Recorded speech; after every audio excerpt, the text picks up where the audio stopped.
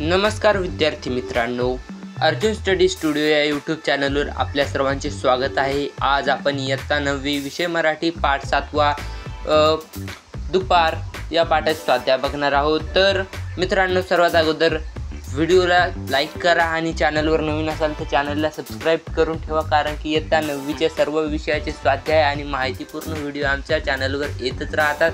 तरी तुम्हाला बघायचे असतील तर चॅनलला सबस्क्राईब करून बेल आयकॉनला ऑलवर सेट करून ठेवा। आणि मी अर्जुन, चला तर चालू करूया या व्हिडिओला। तर हा प्रश्न पहिला, तुलना करा कष्टकऱ्यांची दुपार आणि लेखनिकांची दुपार। तर त्याचं उत्तर आहे कष्टकऱ्यांची दुपार हातगाडीवाले हातगाडी सावलीत लावून काम देणाऱ्या शेठची वाट पाहत असतो, आणि लेखनिकांची दुपार डबा खाण्यासाठी लेखनिकांचे लक्ष घड्याळाकडे लागलेले असते, संगणक विश्रांतीच्या वेळी बाजूला ठेवलेला असतो। त्यानंतर पॉईंट दुसरा, सायकल रिक्षावाले कुणी लांबची वर्दी देणारे येथील या आशेवर बसलेले असतात, आणि दुसरा, सहकाऱ्यांशी जीवाभावाच्या गप्पा मारत सुखदुःख शेअर करत एकमेकांच्या डब्यातल्या पदार्थाची चव घेत जेवण चाललेले असते। त्यानंतर कष्टकऱ्याची दुपार पॉईंट तिसरा, कारखान्यात कामगारांची एक पाळी संपून दुसरी पाळी सुरू होते, आणि लेखनिकांची दुपार पॉईंट तिसरा, कुणी कार्यालयात काम करता करता दुपारी खर्चीतच डुलकी घेतो। मित्रांनो, प्रश्न दुसरा आहे कोणते लिहा। तुम्ही सर्व प्रश्न वहीमध्ये लिहून ठेवा आणि पाठ करून घ्या, म्हणजे तुम्हाला प्रश्न उत्तर पेपरात म्हणजे तुमच्या बोर्डाच्या परीक्षेला अतिशय सोपं जाईल जर तुम्ही याचे पाठांतर करीत राहिले तर।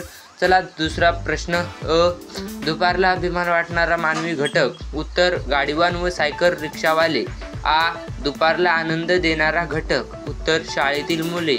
ई, दुपारच्या दृष्टीने 21व्या शतकातील श्रमजीवी।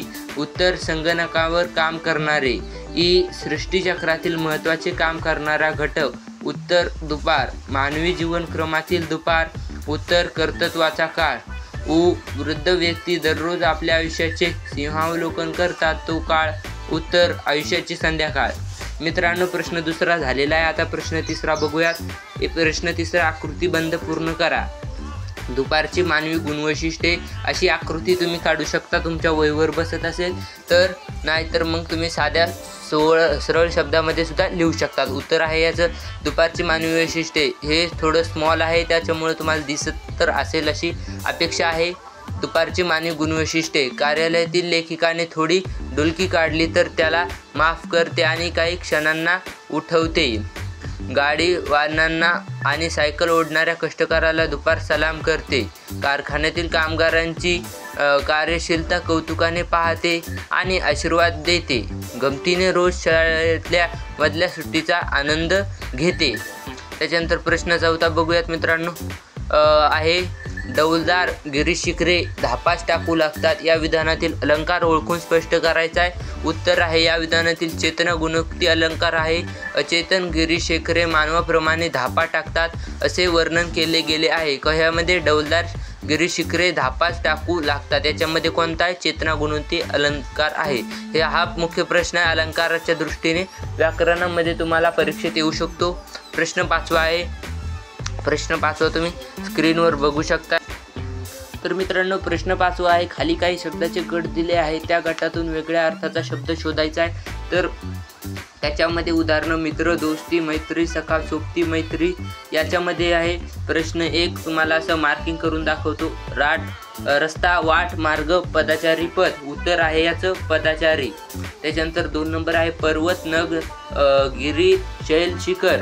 तर याचं उत्तर आहे नग। त्यानंतर तिसरं आहे ज्ञानी, सुज्ञ, सुनस, डोळस, जानकर। याचं उत्तर आहे सुकर। त्यानंतर आहे प्रश्न म्हणजे 4, डौल, जोम, एट, दिमाग, रुबाब। याचं उत्तर आहे जोम।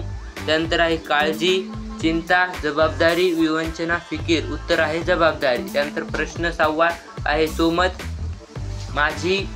मे महिन्यातील दुपार याविषयी 8 ते 10 वाक्य लिहायचे। मे महिन्यात तुम्हाला तर माहिती आहे कसं ऊन राहतं, त्यामुळे त्यावर आपल्याला सोमत लिहायचं अतिशय सोपं असते। तुम्ही तुमच्या मनानं सुद्धा लिहू शकता, त्यामुळे बघून सुद्धा लिहू शकता, तुमच्या आकारानं बघा। उत्तर आहे माझी मे महिन्यातील दुपार। मे महिन्यात शाळेला सुट्टी असते, त्यामुळे शाळेत जाणे किंवा अभ्यास करणे असा मनावर कोणताच ताण नसतो. दुपारी थोडी विश्रांती घेतो. थोड्याच वेळात माझे 3 मित्र ठरल्याप्रमाणे घरी येतात. आम्ही चौघांनीही प्रत्येक दिवशी कुणाकडे जायचं हे ठरवून घेतलं आहे. तसेच दुपार आम्ही एकत्र जमतो. कधी संगणकावर बसून खेळ खेळतो तर कधी टीव्ही पुढे बसून चित्रपट पाहतो. आई नित्यनेमाने आम्हाला थंड सरबत देते. कधी कधी ती आमच्याकरिता मोठ्या आवडीने आईस्क्रीम बोलवते.